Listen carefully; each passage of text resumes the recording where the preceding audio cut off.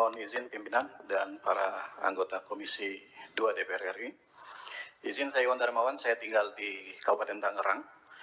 Jadi lokus ini adalah tempat saya lahir dan dibesarkan, sehingga saya tahu persis apa yang terjadi terkait dengan adanya proyek PSN dan PIK 2. Kami perlu sampaikan bahwa apa yang disampaikan di media-media melalui buzzer-buzzer mereka itu adalah sama sekali bohong besar. Karena kami yang mengalami langsung di tempat. Wallahi ada sawah yang diuruk, yang menggarapnya sama sekali tidak tahu. 1 pekan lagi akan panen, padi sudah kuning, tinggal panen, diuruk secara semena-mena.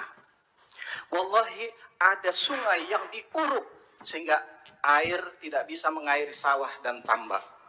Wallahi ada tambak yang diuruk secara semena-mena. Ada tanah wakaf yang diuruk, dijual semena-mena. Dan ini merupakan ekses dari keserakahan para pejabat-pejabat yang ada di Kabupaten Tangerang dan Provinsi Banten, sehingga yang menjadi korban adalah rakyat kecil.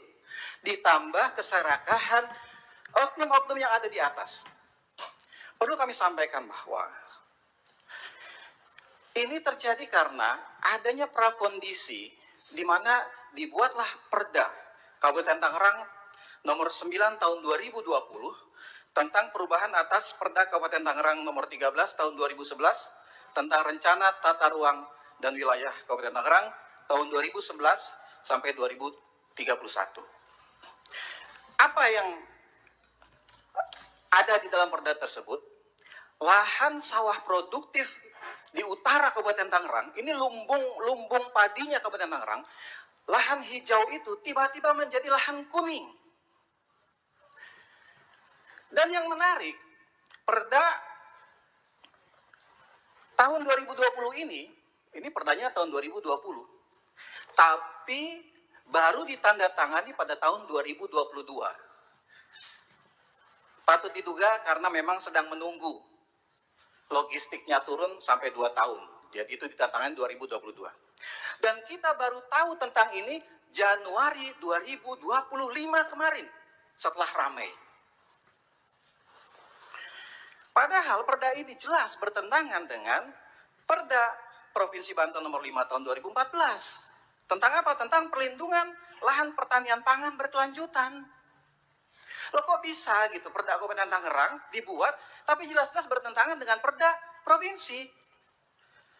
Apalagi kemudian mereka berdalih dengan adanya Perda nomor 1 tahun 2023 Provinsi Banten ini, sehingga mereka merasa di situ ada kesempatan untuk menggunakan ruang laut, memanfaatkan dan seterusnya itu.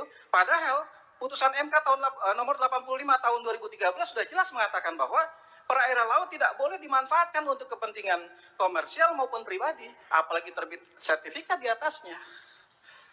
Dan ketika sertifikat yang sudah dinyatakan oleh Menteri ATR BPN Nusron Wahid bahwa di situ ada sertifikat itu, kita semua tahu bahwa sertifikat itu akan terbit ketika BPHTB-nya dibayar. Pertanyaan kami, itu bayarnya ke siapa? Apakah ke oknum pejabat Dispenda pada saat itu? Ke pribadi kah atau memang masuk ke kas kabupaten? Dan jumlahnya fantastis. Artinya bahwa ini betul-betul secara sistemik, secara terstruktur, kejahatan kemanusiaan ini dari atas sampai bawah, atau kalau dibolak-balik dari atas sampai bawah itu merata. Dan hari ini, sampai dengan hari ini, rakyat masih terus ditakut-takuti. Sedianya kami juga membawa bahan-bahan dan saksi di lapangan, tetapi mereka sangat ketakutan dan mereka masih sekarang agresif mendatangi pemilik-pemilik lahan. Bayangkan, yang tidak mau menjual dikriminalisasi. Saksinya ada, buktinya ada, orangnya ada. Dan bukan cuma satu, banyak. Kita bisa bayangkan dengan sisi kemanusiaan kita. Pemilik tanah sudah sepuh dalam kondisi sakit dengan selang oksigen dipasang. Dipaksa tanda tangan untuk melepaskan haknya. Dan ada oknum polisi di situ, ada oknum pengacara di situ. Ini apa? Kemana negara? Ini zolim, sezolim-zolimnya. Kan saya mulai paham, mulai mengerti kenapa selama ini pengurukan yang begitu masif, pemagaran yang begitu masif, semua pejabat diam di kabupaten maupun di provinsi Banten. Kenapa? Karena mereka lah yang menandatangani produk-produk perda ini.